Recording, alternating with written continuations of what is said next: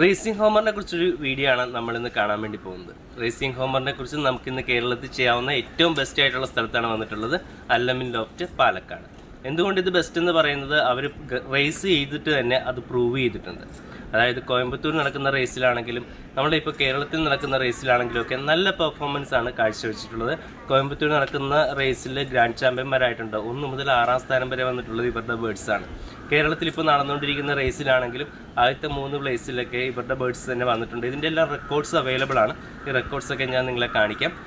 അപ്പോൾ ഇതെല്ലാം കൊണ്ട് ഏകദേശം കേരളത്തിലും ഗ്രാൻഡ് ചാമ്പ്യന്മാരായിരിക്കും എന്നുള്ളത് നമുക്ക് ഏകദേശം ഉറപ്പായിട്ടിരിക്കുന്ന ഒരു കാര്യമാണ്. 1 ലക്ഷം രൂപ വരെയൊക്കെ റേസിംഗ് ഹോമേഴ്സിൻ്റെ വിലയുണ്ട് എന്ന് പറഞ്ഞാൽ പലർക്കും അത് അത്ഭുതമായിരിക്കും. പക്ഷേ ഇവിടെ തന്നെ നമുക്ക് 1 ലക്ഷം രൂപയുടെ ഒരു ബേർഡിനെ ഈ വീഡിയോയിൽ തന്നെ കാണിക്കുന്നുണ്ട്. എല്ലാ കാര്യങ്ങളും നമുക്ക് ഈ വീഡിയോയിൽ കാണിക്കാനായിട്ട് പറ്റില്ല. കാരണം റേസിംഗ് ഹോമേഴ്സിൻ്റെ കാര്യത്തിലേക്ക് വരുമ്പോൾ അവർക്ക് ലോഫ്റ്റ് സെറ്റ് ചെയ്യുന്നതാണെങ്കിലും അതുപോലെ തന്നെ അവരുടെ ട്രാപ്പ് കേജ് സെറ്റ് ചെയ്യുന്നതാണെങ്കിലും അവർക്ക് കൊടുക്കുന്ന ട്രെയിനിങ് ആണെങ്കിലും ഫുഡാണെങ്കിലും സപ്ലിമെൻ്റ് ആണെങ്കിലും എല്ലാം ഡിഫറൻ്റ് ആയിട്ടുള്ള രീതിയിലാണ്. അപ്പോൾ ഓരോ കാര്യങ്ങളെക്കുറിച്ചും വളരെ ഡീറ്റെയിൽഡ് ആയിട്ട് തന്നെ വീഡിയോ വരുന്നതായിരിക്കും. വീഡിയോ കണ്ട് ഇഷ്ടമായാൽ തീർച്ചയായിട്ടും സപ്പോർട്ട് ചെയ്യുക. വീഡിയോ ഒട്ടും സ്കിപ്പ് ചെയ്യാതെ കാണാൻ വേണ്ടി ശ്രമിക്കുക. കാരണം ഫ്യൂച്ചറിൽ ഇത് റേസിംഗ് ഹോമേഴ്സ് നമ്മുടെ നാട്ടിൽ വളരെ നല്ല രീതിയിൽ വളരാനുള്ള സാധ്യതയുണ്ട്. ലോകത്ത് തന്നെ ഇത് ഏറ്റവും അധികം ആരാധകരുള്ള ബേർഡ്. എനിക്കും ഞാൻ മാത്രം വിജയിച്ചതുകൊണ്ട് ഒരു കാരണവശാൽ എനിക്കതിലൊരു സാറ്റിസ്ഫാക്ഷൻ കിട്ടില്ല. ഇപ്പോൾ നമ്മളെ കൂടെ മത്സരിക്കുന്നവരും നമ്മളെക്കാൾ ശക്തരാവണം. എങ്കിലും ആ മത്സരത്തിനൊരു എന്താ പറയുക, ഒരു ഇൻട്രസ്റ്റ് ഉണ്ടാവുള്ളൂ, ഒരു ത്രില്ല് ഉണ്ടാവുള്ളൂ. അപ്പോൾ അതുകൊണ്ട് തന്നെ ഞാനിപ്പോൾ എൻ്റെ അല്ലമിൻ ലോഫ്റ്റ് എന്ന് പറഞ്ഞിട്ടൊരു ഗ്രൂപ്പുണ്ട്. അതിൽ കുറച്ച് ഫാൻസിയേഴ്സിന് പുതുമുഖങ്ങൾ, അതായത് ഈ ഫീൽഡിൽ ഇല്ലാത്ത ആൾക്കാരുണ്ട്. അവർക്ക് നമ്മൾ ബേഡ്സിന് കൊടുത്തിട്ട് അവരെ കുറച്ചും കൂടി സ്ട്രോങ് ആക്കി ഈ ഫീൽഡിലേക്ക് കൊണ്ടുവരാൻ വേണ്ടിയിട്ട് ഞാനൊരു ഗ്രൂപ്പ് സ്റ്റാർട്ട് ചെയ്തിട്ടുണ്ട്. അവർക്ക് നമ്മളെ ബേഡുകൾ, ഏത് ബേഡാണ് നമ്മളതിലിരിക്കുന്ന ഏറ്റവും നല്ല ലൈൻ അവർക്ക് കൊടുക്കുക മാത്രമല്ല അവരെ ഫോളോ അപ്പ് ചെയ്ത് അവരെ ഈ റേസിലേക്ക് എത്തിച്ച് അവരെ മത്സരത്തിലേക്ക് ഇറക്കണം. എന്നിട്ടൊരു ടഫ് കോമ്പറ്റീഷൻ മാറ്റിയെടുക്കണം. എന്നിട്ട് അതിൽ നിന്ന് ഞങ്ങൾ വിജയിക്കണം. അവസാനം നമ്മൾ തന്നെ ജയിക്കണം. നിർബന്ധമായിട്ടുള്ള കാര്യമാണ്. ജയം അത് എപ്പോഴും അല്ലമിൻ ലോഫ്റ്റിന്റെ ഒപ്പം നിൽക്കും. അത് ഈശ്വരന്റെ വിദ്യ. നമസ്കാരം, ഞാൻ ജസീർ. എൻ്റെ ലോഫ്റ്റിന്റെ പേര് അല്ലമിൻ ലോഫ്റ്റ് എന്നാണ്. സ്ഥലം പാലക്കാട് വടക്കഞ്ചേരിയാണ്. എൻ്റെ മോനാണ്. ഞങ്ങൾ രണ്ടാളും കൂടിയിട്ടാണ് ഇപ്പോൾ നമ്മുടെ ലോഫ്റ്റിൻ്റെ കാര്യങ്ങൾ ചെയ്യുന്നത്. ഞാൻ ഏകദേശം ഒരു 30-33 വർഷമായിട്ട് ഈ ഫീൽഡിലുണ്ട്. പക്ഷെ ആദ്യം ചെയ്തുകൊണ്ടിരുന്നത് ഫാൻസിയാണ്. പക്ഷേ ഇപ്പോൾ ഒരു 5-6 വർഷമായിട്ട് ഹോമറിലേക്ക് കോൺസെൻട്രേഷൻ ചെയ്ത് ഇപ്പോൾ നല്ലൊരു റിസൾട്ട് അതിൽ നിന്ന് നമുക്ക് കിട്ടുന്നുണ്ട്. ഫാമിലിയുടെ സപ്പോർട്ടൊക്കെ എങ്ങനെയുണ്ട്? ഫുള്ളി ഫാമിലി സപ്പോർട്ടാണ് എൻ്റെയും എൻ്റെ അല്ലമിൻ ലോഫ്റ്റിൻ്റെയും വിജയം. സക്സസ് എന്ന് പറയുന്നത് എൻ്റെ ഫാമിലിയാണ്. ഫുൾ സപ്പോർട്ടാണ്. അതുകൊണ്ട് തന്നെ നല്ലൊരു വിജയം തന്നെയാണ്. ഒരുപാട് അച്ചീവ്മെൻറ്റ് ഇപ്പോൾ തന്നെ നമുക്ക് വന്നിട്ടുണ്ട്. ഇപ്പോൾ കോയമ്പത്തൂർ ബേസ്ഡ് ആയിട്ടുള്ള CRPLലെ റേസായാലും KRPLലെ റേസായാലും കേരളത്തിലും തമിഴ്നാട്ടിലും നമ്മൾ അച്ചീവ്മെൻറ്റ് ചെയ്തുകൊണ്ടിരിക്കുന്നു. ഇൻഷാ അല്ലാഹ് ഇനിയും മുന്നിൽ നമുക്കൊരുപാട് അച്ചീവ്മെൻറ്റ് ചെയ്യാനുണ്ട്. അതിന് എൻ്റെ ഫാമിലി എൻ്റെ കൂടെ ഫുൾ സപ്പോർട്ട് ഉള്ളതുകൊണ്ട് ആ ഒരു കോൺഫിഡൻസ് ഉണ്ട്. പിന്നെ നമ്മുടെ പിള്ളേരും സ്ട്രോങ് ആണ്. ഇപ്പോൾ സക്സസിൻ്റെ സീക്രട്ട് ആദ്യം തന്നെ പറഞ്ഞായിരുന്നു. ആരൊക്കെയാണെന്നൊന്ന് പരിചയപ്പെടുത്താവോ? ഇതാണ് എൻ്റെ ഏറ്റവും വലിയ സക്സസ് വൈഫ്. എൻ്റെ വൈഫ് പെണ്ണ് കാണാൻ വന്ന സമയത്ത് എൻ്റെ ഹസ്ബൻഡ് ആവാൻ പോകുന്ന ആളെ സ്വഭാവം എന്ന് അറിഞ്ഞുകൊണ്ട് എൻ്റെ ജീവിതത്തിലേക്ക് കടന്നു പോകുന്നത്. ഇത് എൻ്റെ രണ്ടാമത്തെ മോളാണ്. മൂപ്പരാളാണ് ഇവിടെ ട്രെയിനിങ്ങിനും മറ്റൊക്കെ കൊണ്ടുപോയിട്ട് ദളപതിനെ സഹായിക്കുന്ന ആള് മൂപ്പരാണ്. പിന്നെ ഇത് എൻ്റെ മുത്തുമണി, അവളും ഫുൾ സപ്പോർട്ടാണ്. മൂത്ത മോള് അല്ല, മൂന്നാമത്തെ മോള്. മൂപ്പരാൾക്ക് കുറച്ച് പേടിയുണ്ട് പ്രാവിനോടായാലും മറ്റുള്ള കുറച്ച് പേടിയുണ്ട്. എങ്കിൽ കൂടി എല്ലാത്തിനും സഹായിച്ച് കൂടെ നിൽക്കുന്നുണ്ട്. പിന്നെ ദളപതിനെ പറയണ്ടല്ലോ, ഫുള്ളി ഈ ലോഫ്റ്റിൽ തന്നെയാണ് മൂപ്പരെ താമസം. മൂപ്പര അവിടെ പോവാറില്ല. എന്തൊക്കെ കാര്യങ്ങൾ ശ്രദ്ധിക്കേണ്ടതായിട്ട് വരും ഒരു ചതിയിൽപ്പെടാതെ നല്ല ഹോമേഴ്സിനെ കളക്ട് ചെയ്യാൻ? നിങ്ങൾ ആദ്യമായിട്ട് ബേർഡിനെ, അതായത് ഇപ്പോൾ നമ്മളെ പ്രേക്ഷകരോടാണ് പറയുന്നത്, നമ്മളൊരു ഹോമറിനെ സെലക്ട് ചെയ്യുമ്പോൾ അതിൻ്റെ ബ്ലഡ് ലൈനും അല്ലെങ്കിൽ അതിൻ്റെ റിസൾട്ടും എല്ലാം നോക്കുന്നതിനോടൊപ്പം അത് നല്ലൊരു റേസർ ലോഫ്റ്റിൽ നിന്ന് കളക്ട് ചെയ്യാൻ ശ്രമിക്കുക. നല്ല റേസർക്ക് മാത്രമേ നല്ലൊരു ബ്രീഡർ ആവാൻ പറ്റുള്ളൂ. കാരണം അവൻ റേസ് ചെയ്യുന്നതിനനുസരിച്ച് അവനക്കറിയാം ഏതൊക്കെ രീതിയിൽ ബേഡിനെ പെയർ ചെയ്യണം, എങ്ങനെയൊക്കെ ചെയ്യണം എന്നുള്ളത് അവനക്ക് മനസ്സിലാവും. ഒരു റേസർക്ക് അത് മനസ്സിലാവുള്ളൂ. അപ്പോൾ ആ റേസർ ചൂസ് ചെയ്യുന്ന പെയറിങ് ഒരു കാരണവശാലും തെറ്റില്ല. അപ്പോൾ അങ്ങനെയുള്ള റേസ്, പിന്നെ വേറെ കാര്യം, ആ റേസറെ ഈ ഫീൽഡിൽ നിലനിർത്താൻ നമ്മളെല്ലാവരും സഹായിക്കണം.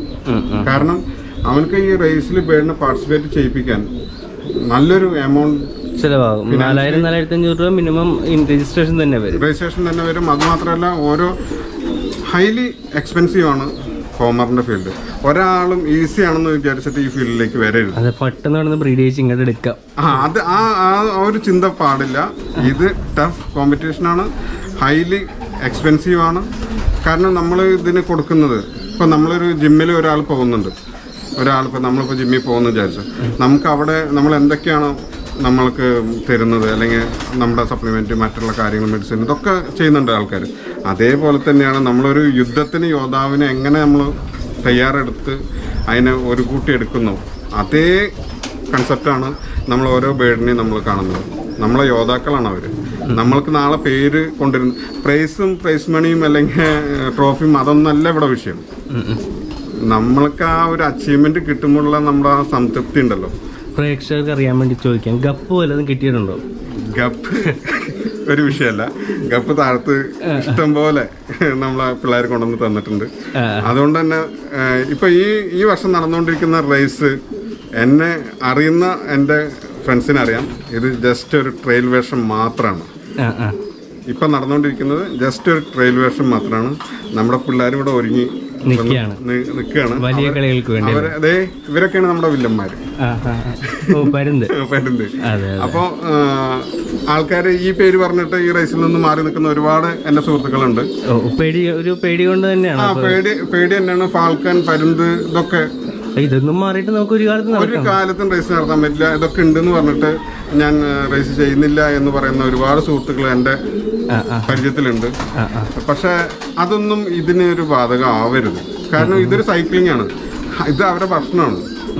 ഈ പരുന്തിന്റെ ആയാലും ഫാൽക്കന്റെ ആയാലും ഭക്ഷണത്തിന്റെ ഒരു സൈക്ലിംഗ് ഉണ്ടല്ലോ, ഫുഡിങ് സൈക്കിൾ, അതാണ്. ഇത് സ്വാഭാവികമായിട്ട് ചില സമയത്ത് അത് കോസ്റ്റ്ലി ആയിട്ടുള്ള ഫുഡായി പോകും. അത് വേറൊരു സത്യം. കാരണം എന്താന്ന് വെച്ച് കഴിഞ്ഞാൽ ഇപ്പൊ നമ്മള് ചെയ്യുന്നത് എൻ്റെ വീട്ടുകാർ കേട്ട് കഴിഞ്ഞാൽ പ്രശ്നമാവും. ഹൈലി എക്സ്പെൻസീവ് ആയിട്ടുള്ള ബീഡ്സ് ആണ് നമ്മുടെ കയ്യിലുള്ളത്. പക്ഷെ അതൊക്കെ ചിലപ്പോൾ എടുത്തിട്ട് പോകും ഈ ഫാൽക്കൺ. അപ്പോൾ ഈ അവരെ ഫുഡ് കുറച്ചും കൂടി കോസ്റ്റ്ലി ആവും ഈ ഫാൽക്കൻ്റെ. പക്ഷെ എന്ന് കരുതിയിട്ട് നമ്മൾ ഈ ഫീൽഡിൽ നിന്ന് മാറാൻ ഒരു കാരണവശാലും നമ്മളെ കൊണ്ട് കൂടിയ കഴിയുന്നില്ല. ഞാൻ പലപ്പോഴും ഞങ്ങളെല്ലാവരും തീരുമാനിച്ചിട്ടുണ്ട് ഇതൊക്കെ ഒഴിവാക്കാം. എന്നിട്ട് ഒഴിവാക്കിയിട്ടുണ്ട്. ഒഴിവാക്കി പിന്നെ പുറത്തു പോയിട്ട് തിരിച്ചു വരുമ്പോൾ രണ്ടുപേരും കൊണ്ടുപോയി. ഇത് നമ്മുടെ ബ്ലഡിൽ ചേർന്നാണ്. അതുകൊണ്ട് ഇപ്പം എന്താണെന്ന് വെച്ച് കഴിഞ്ഞാൽ ഇനി പോണത്ര കണ്ട് പോട്ടെ എന്നുള്ള രീതിയാണ്. അപ്പോൾ എൻ്റെ വൈഫായാലും ആദ്യം മുതലേ മൂപ്പരാൾക്ക് അറിയായിരുന്നു. കാരണം എന്നെ കാണാൻ വേണ്ടി വരുന്ന സമയത്ത്, ഇവരെ വീട്ടുകാർ വരുന്ന സമയത്ത് ഞാൻ പ്രാവിൻ്റെ പിന്നാലെ ഓടിക്കൊണ്ടിരിക്കുന്ന സമയമാണ്. അപ്പോൾ അതൊക്കെ അറിയാമ്പോഴായിരുന്നു വരുമെന്ന്. അപ്പോൾ അങ്ങനെയൊക്കെ ആയിരുന്നു. അപ്പോൾ അതുകൊണ്ട് മൂപ്പരാൾക്ക് ആദ്യം തന്നെ അറിയായിരുന്നു ഇന്നതാണ് സ്വഭാവം, ഇന്നതാണ് ക്യാരക്ടർ. അത് നമ്മൾ മാറില്ല എന്നുള്ള ഒരു വിശ്വാസം മൂപ്പർക്ക് അന്നേ കിട്ടിയിട്ടുണ്ട്. അതുകൊണ്ട് മൂപ്പരും കൂടി ഇതിലേക്ക് വന്നു. അതുകൊണ്ട് KRPA ഇട്ട ബേസിൽ നിന്നുകൊണ്ടാണ് മറ്റുള്ള ഇപ്പോൾ ഒരുപാട് ക്ലബ്ബുകളായി. എല്ലാ ക്ലബ്ബുകളും വരണം, എല്ലാവരും വിജയിക്കണം, എല്ലാവരും സക്സസ് ആവണം. പക്ഷെ അടിസ്ഥാനം എന്ന് പറയുന്നത് KRPA ആണ്. അതിൻ്റെ ആ ഒരു ബേസിലാണ് ഈ റേസ് ഇവിടെ ഞങ്ങൾ ഈ സ്പോർട്സ് ഇവിടെ വളർത്തിയെടുക്കുകയാണ്. സത്യത്തിൽ KRPA ചെയ്തത് ഈ സ്പോർട്സ് ഇവിടെ വളർത്തിയെടുക്കുന്നതാണ്. അത് എന്തിനും ഞാൻ താങ്ക്സ് പറയുന്നത് KRPA ടീമിനാണ്.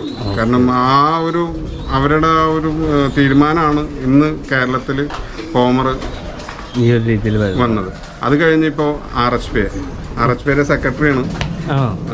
RHPയുടെ secretary real homing pigeon association. അത് എവിടെ ബേസ് ചെയ്തിട്ട്? നമ്മുടെ തൃശ്ശൂർ, പാലക്കാട്, കേരളം, ഇപ്പോൾ മൊത്തം കേരളത്തെ എല്ലാവർക്കും നമ്മുടെ ക്ലബ്ബിൽ മെമ്പർഷിപ്പ് എടുക്കാം. റേസ് ചെയ്യാൻ താല്പര്യമുള്ള ഏത് ഡിസ്ട്രിക്റ്റിൽ, ഇപ്പോൾ കാസർഗോഡുള്ള വ്യക്തി വരെ നമ്മുടെ ക്ലബ്ബിലുണ്ട്. അവർക്ക് റേസ് ചെയ്യാൻ, ബേഡ്സിനെ റേസ് ചെയ്യാൻ താല്പര്യം ഉണ്ടെന്നുണ്ടെങ്കിൽ ഒരു എത്ര കിലോമീറ്റർ ആണെന്നോ അല്ലെങ്കിൽ ഒരു ക്ലബ്ബിന് ഇത്ര കിലോമീറ്ററിലുള്ള അളവിലുള്ള ആൾക്കാർക്ക് മാത്രമേ ക്ലബ്ബിൽ മെമ്പർഷിപ്പ് എടുക്കാൻ പറ്റുള്ളൂ. പക്ഷെ നമ്മുടെ ക്ലബ്ബ് വെച്ചിരിക്കുന്ന ഒരു മെയിൻ പോയിന്റ് എന്ന് പറഞ്ഞാൽ റേസ് ചെയ്യാൻ ആർക്ക് താല്പര്യമുണ്ടോ ആൾ എവിടെയാണോ ഉള്ളത് നമ്മുടെ ക്ലബ്ബിൽ മെമ്പർ ആയി കഴിഞ്ഞു വെച്ചാൽ അദ്ദേഹത്തിന് റേസ് ചെയ്യാനായാലും ബേർഡ് കളക്ട് ചെയ്യാനായാലും ലോഫ്റ്റിൻ്റെ ഈ റേസിംഗ് ഹോമേഴ്സിൽ A to Z വരെയുള്ള ഹെൽപ്പ് നമ്മുടെ RCPI ക്ലബിൻ്റെ ഭാഗത്തുനിന്ന് ഉണ്ടാവും.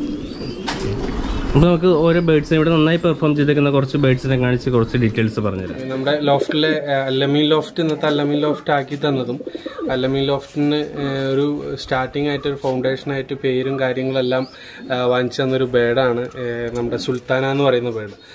ഈ കാണുന്നതാണ് സെന്ററിൽ നിൽക്കുന്ന വൈറ്റ് ഫ്ലൈറ്റ് ആണ് സുൽത്താന എന്ന് പറയുന്ന ബേർഡ്. കേട്ടിട്ടുണ്ട്. ഇയാളുടെ ഒരു എന്തായിരുന്നു അച്ചീവ്മെന്റ് എന്ന് പറയുന്നത്? യെല്ലോ റിംഗ് ഇട്ടേക്കുന്ന ബേർഡ് അല്ലേ? അതെ, യെല്ലോ റിംഗ് ഇട്ടുള്ള ആ ബേർഡ് സെന്ററിൽ നിൽക്കുന്നത്. അതായത് KRP OLR നടന്നിട്ടുണ്ടായിരുന്നു. 452 kilometre 450 kilometre OLR നടന്നിട്ടുണ്ടായിരുന്നു. ആ OLR നമുക്ക് സെക്കൻഡ് പ്ലേസ്മെന്റ് വന്നിട്ടുണ്ടായിരുന്നു. അതേ KRPന്റെ OLR മുന്നേ ഫസ്റ്റ് റേസ് സെക്കൻഡ് റേസ് എന്ന് കണ്ടക്ട് ചെയ്തിട്ടുണ്ടായിരുന്നു. ആ കണ്ടക്ട് ചെയ്ത റേസുകളിലും ഈ നമ്മുടെ ടോസിങ്ങിലും എല്ലാത്തിലും ആദ്യത്തെ 10ന്റെ ഉള്ളിൽ വന്നിട്ടുണ്ടായിരുന്നു ബേർഡ്. നല്ല വെലോസിറ്റിയിൽ ഒന്നുമില്ലാന്നുണ്ടെങ്കിൽ 2ാമത്തെ സ്ഥാനത്ത് അല്ലെങ്കിൽ 5ാമത്തെ സ്ഥാനത്ത് അല്ലെങ്കിൽ 6ാമത്തെ സ്ഥാനത്ത് അങ്ങനെ വന്ന് ആദ്യം എല്ലാ റേസുകളിലും എല്ലാ ടോസിങ്ങിലും ആദ്യത്തെ 10ലും വന്നു. ഫൈനൽ റേസ് ആയിട്ടുള്ള ഗ്രാൻഡ് ഫിനാലിൽ 450 കിലോമീറ്ററിൽ സെക്കൻഡ് പ്ലേസ്മെന്റും വന്നു.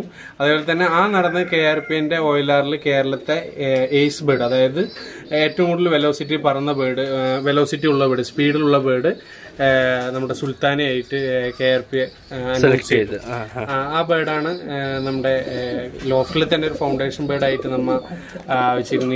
ഈ ബേർഡ് നമുക്ക് തന്നത് തഞ്ചാവൂരിലെ ഗണേഷ് ഹേമ, തഞ്ചാവൂരിലെ ക്ലബിന്റെ ചാമ്പ്യനാണ് ആള്, കണ്ടിന്യൂസ് ചാമ്പ്യനൊക്കെയാണ് ഗണേഷ് ഹേമ. തഞ്ചാവൂർ ഗണേഷ് എന്ന് പറഞ്ഞു കഴിഞ്ഞാൽ എല്ലാവർക്കും അറിയും. അദ്ദേഹം തന്ന ഗിഫ്റ്റ്. അദ്ദേഹം നമ്മുടെ ബെസ്റ്റ് ഫ്രണ്ടാണ്. നമ്മുടെ ഡൗട്ട് കാര്യങ്ങളൊക്കെ ഉണ്ടെങ്കിൽ അദ്ദേഹമായിട്ട് ചോദിച്ചാൽ അദ്ദേഹം പറഞ്ഞുതരും. നമുക്കെന്ന് മാത്രമല്ല റേസിംഗ് ഹോമറിൽ ആർക്കും ഒരു സപ്പോർട്ട് കാര്യങ്ങളൊക്കെ ഉണ്ടാവും. അദ്ദേഹത്തിന്റെ ഫീമെയിൽ ബേർഡാണത്. തഞ്ചാവൂർ ഗണേഷിന്റെ ഫീമെയിൽ ബേർഡാണ്. ഇവരുടെ ഒരു പെയറിംഗിൽ നമുക്ക് കിട്ടിയേക്കുന്ന ഔട്ടുകൾ എങ്ങനെയുണ്ട്? സുൽത്താനയുടെ കഴിവുകൾ കാണിക്കാറുണ്ട്. ഔട്ടുകൾ അത്യാവശ്യം നന്നായിട്ട് വന്നിട്ടുണ്ട്. പക്ഷെ നമ്മ അതിനെ അടുത്ത വർഷത്തേക്ക് ഇടാൻ വേണ്ടിയിട്ട് നമ്മൾ കുട്ടികളിൽ ഇപ്രാവശ്യം സ്റ്റോക്ക് ചെയ്തിരിക്കുന്നു. സ്റ്റോക്ക് എന്ന് പറഞ്ഞാൽ ബേർഡ് ഫ്ലൈയിങ് ടൗസിങ് കാര്യങ്ങളൊക്കെ ചെയ്തിട്ടുണ്ട്. പക്ഷെ കുറച്ചും കൂടി, അതായത് 1 വയസ്സിന് ശേഷം ആ ബേർഡിന് പെർഫോമൻസ് ചെയ്യാന്നുണ്ടെങ്കിൽ കുറച്ചും കൂടി നല്ല റിസൾട്ട് യങ് ബേർഡിലല്ലാണ്ട് ഓൾഡ് ബേർഡിൽ കുറച്ചും കൂടി നല്ല റിസൾട്ട് കിട്ടുമെന്ന് ഞാൻ വിചാരിച്ചുകൊണ്ട് ആ ബേർഡിനെ യങ് ബേർഡിലേക്ക് മാറ്റിയിരിക്കുകയാണ്. ഇപ്രാവശ്യം റേസ് ചെയ്തിട്ടില്ല. പക്ഷെ ബേർഡ് 150 കിലോമീറ്റർ വരെ ഫ്ലൈ ചെയ്തിട്ട് മിസ്സില്ലാതെ നിൽക്കുന്നുണ്ട്. ഞാൻ ഒരു ഷോർട്ട് ഡിസ്റ്റൻസ് ബേർഡാണ്, ഷോർട്ട് ടു ലോങ് ഡിസ്റ്റൻസ് വരെ ചെയ്യുന്ന ബേർഡാണ്. ഇതേ രണ്ടും ചെയ്യും. ഇതേ ബ്ലഡ് ലൈനിൽ തഞ്ചാവൂർ ഗണേശ് ഹേമന്റെ 1000 ചെയ്തിട്ടുണ്ട്. ഈ ബ്ലഡ് ലൈനിൽ ചെയ്തിട്ടുണ്ട് എന്നാണ് ആള് പറഞ്ഞത്. അപ്പൊ നമുക്ക് ഷോർട്ട് ടു ലോങ് വരെ ഈ ബ്ലഡ് ലൈൻ ചെയ്യും. ഇതിന് മെയിലിനെ കൺസിഡർ ചെയ്തപ്പോ എന്തെങ്കിലും ഒരു മെയില് നമ്മുടെ വാദ്യാറിന്റെ ബേർഡാണ്. നമ്മുടെ വാദ്യാറിന്റെ പേര് 1000 അച്ചീവ് ചെയ്യുന്ന വരെ പറയാൻ പറ്റില്ല എന്നാണ് ഒരു ഇതുള്ളത്. അപ്പൊ നമ്മുടെ വാദ്യാറിന്റെ ബേർഡാണ്. ആ വാദ്യാറിന്റെ ബേർഡ് വന്നിട്ട് 800 നമുക്ക് ഫ്ലോൺ ആയ ബേർഡാണ്. അതായത് ബോർഡിംഗ് ടൈമിന്റെ ഉള്ളിൽ ബോർഡിംഗ് ടൈം കഴിഞ്ഞിട്ട് വന്ന ബേർഡാണ്.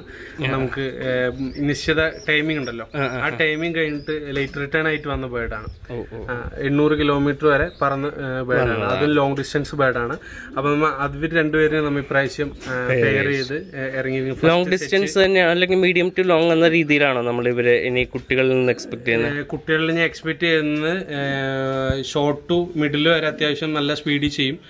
ലോങ് ഡിസ്റ്റൻസ് നെക്സ്റ്റ് ഡേ ഒക്കെ അച്ചീവ് ചെയ്യാൻ സാധിക്കുമെന്ന് ഞാൻ വിചാരിക്കുന്നു.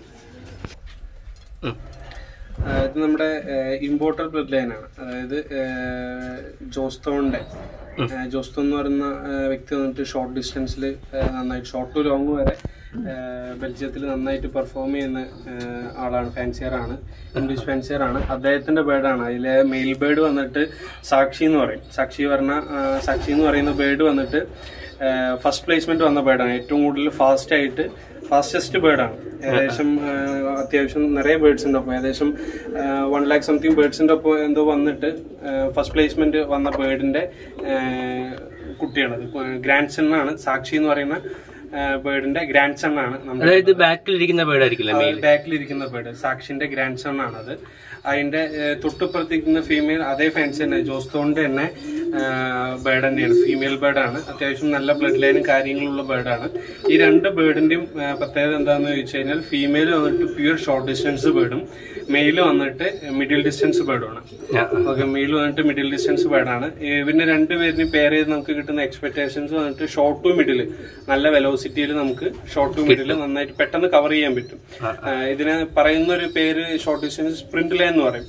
സ്പ്രിന്റ് എന്ന് പറഞ്ഞാൽ എത്രയും പെട്ടെന്ന്, നല്ല പെട്ടെന്ന് ബേർഡ് സ്പ്രിന്റ് ലൈൻ എന്ന് പറയാം. ഏകദേശം മെയിൽ ബേർഡിന് വന്നിട്ട് ബേർഡ്സിന് വന്നിട്ട് ഈ ബേർഡിന് വന്നിട്ട് 1 lakhന്റെ അടുത്ത് നമുക്ക് കോസ്റ്റ് വരുന്നുണ്ട്. പെയറിനല്ല, സിംഗിൾ പീസ്. കാരണം അത് ഡയറക്റ്റ് ഇമ്പോർട്ടർ ബേർഡ്സ് ആണ്. സാക്ഷി എന്ന് പറയുന്നത് നല്ലൊരു ബ്ലഡ് ലൈനാണ്. മിഡിൽ ഡിസ്റ്റൻസ് നല്ല വെലോസിറ്റിയിൽ പറന്ന ഒരു ബ്ലഡ് ലൈനാണ് സാക്ഷി എന്ന് പറയുന്ന ബേർഡ്. ഇവര് എഗ് ചെയ്തിരിക്കുകയാണോ? ഇപ്പൊ എഗ് ചെയ്തിരിക്കുകയാണ്. എഗ് ചെയ്തവർ രണ്ടുപേരും എഗ്ഗിങ്ങിൽ കിടക്കുകയാണ്. ഡിസ്റ്റർബ് ചെയ്യണ്ടല്ലേ? നമുക്ക് ഡിസ്റ്റർബ് ചെയ്യണ്ട. ഞാൻ വേണമെന്നുണ്ടെങ്കിൽ മെയിൽ ബേർഡിനെ മാത്രം ഒന്ന് ഹാൻഡിൽ ചെയ്ത് ഞാൻ കാണിച്ചു തരാം. 1 ലക്ഷം രൂപയുടെ ബേർഡായതുകൊണ്ട് നമ്മൾ കയ്യിലെടുത്ത് കാണുന്നതാണ്. ഗ്രാൻഡ് സൺ ഓഫ് സാക്ഷി എന്നാണ് അതിന്റെ പേര് പറയാം. പ്യൂർ ഷോർട്ട് ഡിസ്റ്റൻസ് ബേർഡാണ്, middle distance bird, short to middle നന്നായിട്ട് ചെയ്യും. അതായത് സാക്ഷി എന്ന് പറയുന്ന ബേർഡ് ഏറ്റവും ഫാസ്റ്റസ്റ്റ് ബേർഡാണ്. ജോസ്റ്റോണിന്റെ ഒരു ഹിസ്റ്ററി ബേർഡ് തന്നെയാണ്. ജോസ്റ്റോണിക്ക് ആവ്രിൽ കവാൻഡിഷ് എന്ന് പറയുന്ന കുറച്ച് ബ്ലഡ് ലൈൻ കാര്യങ്ങളൊക്കെ ഉണ്ട്. ആ ബ്ലഡ് ലൈനിൽ സാക്ഷി എന്ന് പറയുന്നത് അവരുടെ ഒരു ഫേവറേറ്റ് ബേർഡ് തന്നെയാണ്. ആ ഫേവറേറ്റ് ബേർഡിന്റെ ഗ്രാൻഡ് സൺ ആണിത്. ഓക്കെ, നല്ല ഷോർട്ട് ടു മിഡിൽ ഡിസ്റ്റൻസ് നന്നായിട്ട് കവർ ചെയ്യാൻ പറ്റുന്ന ഒരു ബേർഡാണത്.